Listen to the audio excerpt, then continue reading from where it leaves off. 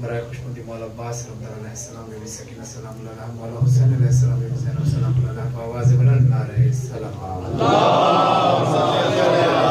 محمد و آل محمد نعرہ تکبیر اللہ اکبر نعرہ رسالت یا رسول اللہ نعرہ حیدری پر محمد و آل محمد صلوات اللہم صل علی محمد و آل محمد حسین تو نہیں لیکن اثر حسین کا ہے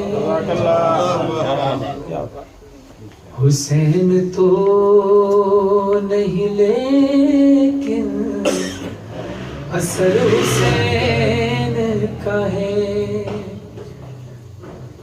حسین تو نہیں لیکن اثر حسین کا ہے ضرور پردے میں کوئی اثر حسین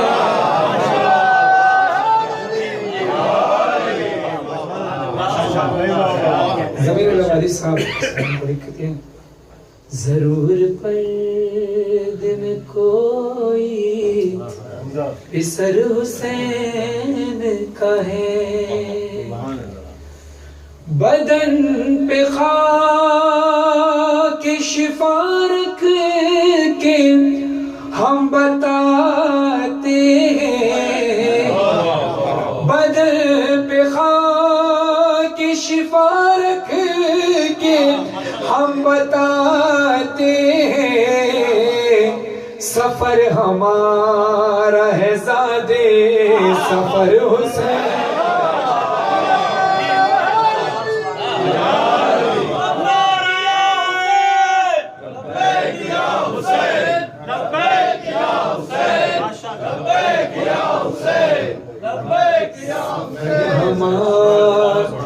بدر پہ خاک شفا رکھ کے ہم بتاتے ہیں سفر ہمارا ہے زادے سفر حسین کا ہے حسینیوں کو ہزاروں میں ڈھونڈ لیتے دیا ہوا یہ شعور نظر حسین دیا ہوا شعور نظر حسین کا ہے اور سلام ہو ان لوگوں کو جو ذکر حسین پہ مال بھی خرچ کرتے ہیں جان بھی خرچ کرتے ہیں ہر چیز اپنی ساری زندگی خرچ کر دیتے ہیں اب اکثر لوگ سوال کرتے ہیں ہم سے بھی سوال کرتے ہیں یہ آپ نے ذمہ داری کر دی رات بھر اتنا کھانا کر دیا تبرک کر دیا کیوں ضائع کر رہے ہیں کیوں پیسے ضائع کر رہے ہیں یہ کسی غریب کے نام پہ خرچ کر رہے ہیں تو میں نے کہا دیکھیے اگر حسین علی اصغر کا خون زمین پر پھینک دیتے اناج کا دانا اٹھتا آسمان کی طرف پھینکتے تو بارش کا قطرہ پانی کا قطرہ بھی نہ برستا تو سب کچھ امام حسین ہی کا تو صدقہ ہے اگر غریب کی شادی کی بات ہے تو غریب حسین کے نام پر اتنا خرچ کرو حسین تمہیں اتنا امیر کرے گا کسی ایک آپ شادی کرا سکتے ہو ضمیر الواری صاحب نے بھی لکھا کہ تمہیں غم حسین کے آگے خرچہ یعنی پاکستان کی پورے سال کی اکانومی بجٹ ایک طرف اور 10 محرم کا خرچہ ہے کیوں نام حسین پہ خرچ کر رہے ہیں عراق میں آپ جائیں سال بھر کماتے ہیں اور 40 پہ جائیں وہ لوگوں کو نظر و نیاز وہاں پر کھانے کا اہتمام ہے رہنے کا اہتمام ہے یعنی اتنی خدمت کرتے ہیں حسین کے نام پر امام حسین کو دیتے بھی ہیں تو اب سنیے گا یہ ہم خرچ کرتے کیوں ہیں ہے کیوں تبرک مجلس کے خرچ پہ حیرت خدا کا مال ہے صدقہ مگر حسین خدا کا مال ہے صدقہ مگر حسین کا ہے حسین تو نہیں لیکن اثر حسین کا ہے اور تمام بزرگوں سے دعا چاہوں گا کہ سراپا کھینچو جو اسلام کا تو یہ لکھ دو نبی کا جسم مقدس ہے سر حسین نبی کا جسم مقدس ہے سر حسین کا ہے سنیے گا آپ جگہ جگہ جا کر ذکر حسین کرتے ہیں دنیا بھر میں اب جس گھر میں فرش رضا بچھے چاہے وہ منور بھائی کا گھر ہو آپ کا گھر ہو میرا گھر ہو رضا بھائی کا گھر ہو مولانا صاحب کا گھر ہو سبھی بھائی کا گھر ہو اسلم بھائی کا گھر ہو فراز بھائی کا علی کا گھر ہو جس کا بھی گھر ہو اگر آپ دیکھتے کہ آپ کا گھر ہم اپنے گھر پر 2.25 مہینے فرش رضا اٹھاتے نہیں ویسے تو سال بھر مولا کا غم ہے لیکن سوائے ان ایام کے جن ایام میں معصومین کے گھر پہ محمد والے محمد کے گھر پہ خوشیاں ہوں لیکن اس کے علاوہ 2.25 مہینے آپ کے 8 محرم کو غالباً فرش رضا بچھتے آپ یہ جو 2.25 مہینے فرش رضا مسلسل نہیں اٹھاتے نا اس کی وجہ کیا ہے نہیں اٹھاتے 2.25 مہینے فرش رضا غریب خانہ ہمارا ہے گھر حسین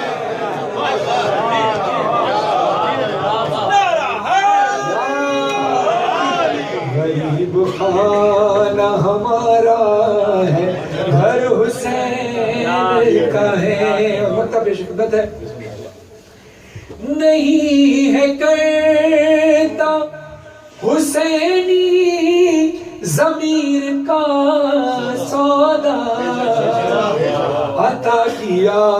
ہوا یہ بھی ہنر حسین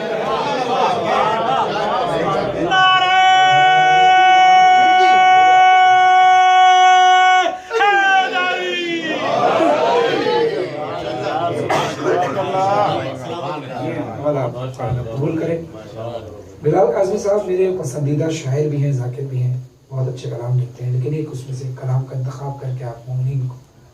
اذہان کی نظر کرو محمد علی محمد کی بارگاہ میں اس دعا کے ساتھ کہ منور بھائی کی اس گھر میں بچھائی ہوئی فرش رضا کو اور ہم سب کا آنا یہاں بھی اب سید اپنی بارگاہ میں قبول ہو اللہ ہم سب سے راضی رہے جب اندھیرا ہو جاتا ہے ہمیں راستہ نظر نہیں آتا ہمیں منزل نظر نہیں آتی ہم ٹارچ لے لیتے ہیں لائٹ لے لیتے ہیں نکل جاتے ہیں ایسے ہی دنیا کے اس معاشرے میں اندھیرے میں دنیا کے اس معاشرے کے اندھیرے میں ہمارے لیے روشنی ہے امام کے قدموں کے لیے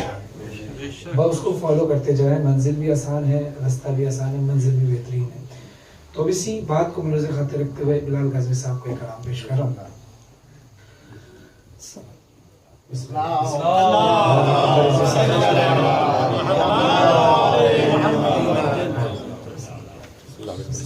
خوشنودی امام زمانہ بلند در سلوات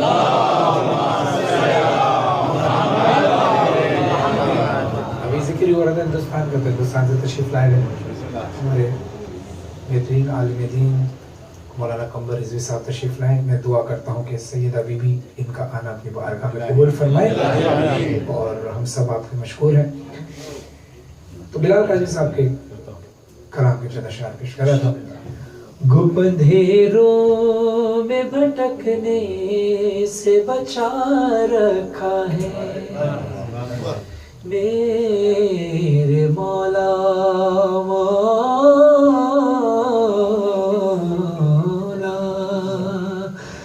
گپ اندھیروں میں بھٹکنے سے بچا رکھا ہے گپ اندھیروں میں بھٹکنے سے بچا رکھا ہے گپ اندھیروں میں بھٹکنے سے بچا رکھا ہے یہ تیرا نقش قدم ہے کہ دیا رکھا ہے یہ تیرا نقش قدم ہے کہ دیا رکھا ہے تمام آدمیوں کی نظر کرو شیر مقتل اسر میں مرنے سے بچا رکھا ہے مقتل اسر میں مرنے سے بچا رکھا ہے خون کے ماتم نے میرا خون بڑھا رکھا ہے ماتم نے میرا خون بڑھا رکھا رکھا ہے. بیٹھے قبلہ آپ کی آئی چاہوں گا امام جعفر صادق علیہ السلام.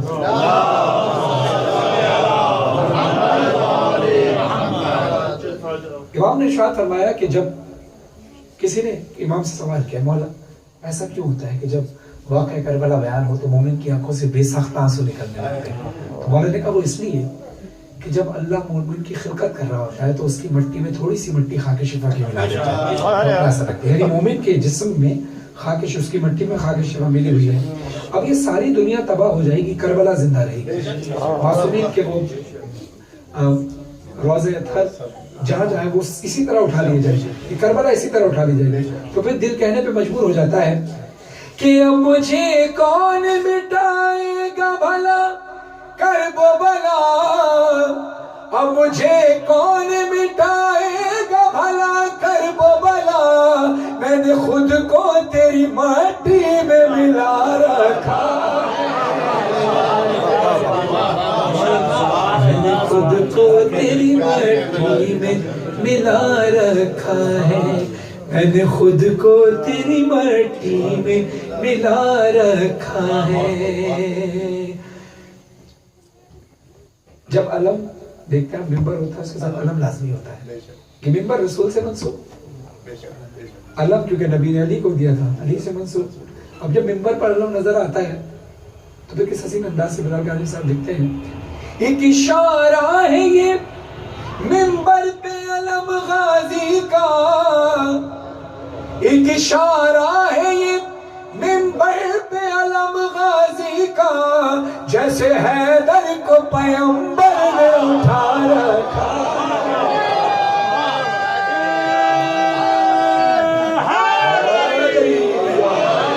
جیسے حیدر کو پیغمبر نے اٹھا رکھا ہے. اور ہم نے گھر میں فرشتہ بچھائے نا تو ہمارا یہ حق بنتا ہے اللہ سے دعا کرنا. ہم اللہ سے کہہ سکتے ہیں پورے وثوق کے ساتھ کہ اللہ ہمارا حق ہے کہ تو ہماری اس دعا کو قبول کر, اس لیے کہ آسمانوں کو, ایک آسمان نہیں پروردگار عالم جتنے بھی آسمان ہیں آسمانوں کو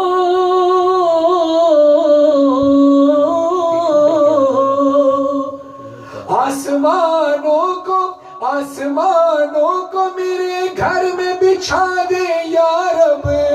شاہ معراج کی بیٹی کو بلا رکھا,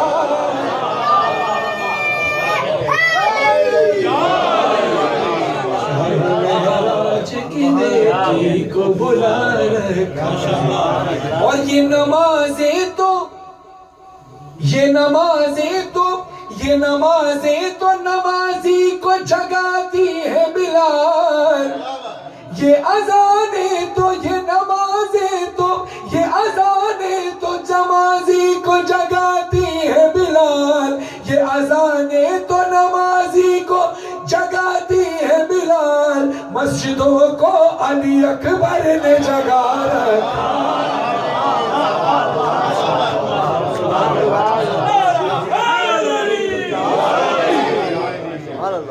جگہ رکھا ہے محمد آل